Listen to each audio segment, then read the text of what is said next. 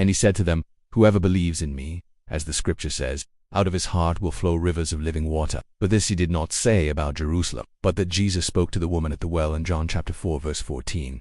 But what does it mean to have the heart of Jesus? What does it mean for us to have a sacred heart? First of all, it means that we have to understand who Jesus is and why he came into this world. He came into this world to show us God's love. All of these things were done for Jesus, for his death, for his substitutionary sacrifice on the cross, and that is why we have the New Testament. John chapter 3 verse 16 says, "For God so loved the world that he gave his only begotten Son, that whoever believes in him should not perish but have everlasting life." So the main thing that we have to get in our mind is that God is love.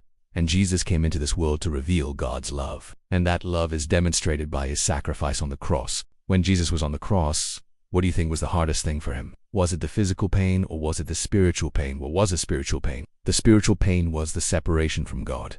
At that time, he said something very profound. He said, "How can you of the law teach others, not knowing that it is from heaven that you are sent?" That means that the Old Testament scriptures were given by God himself. They were not just made up by the Jewish leaders. And if they were given by God, then there must be someone to whom they are addressed.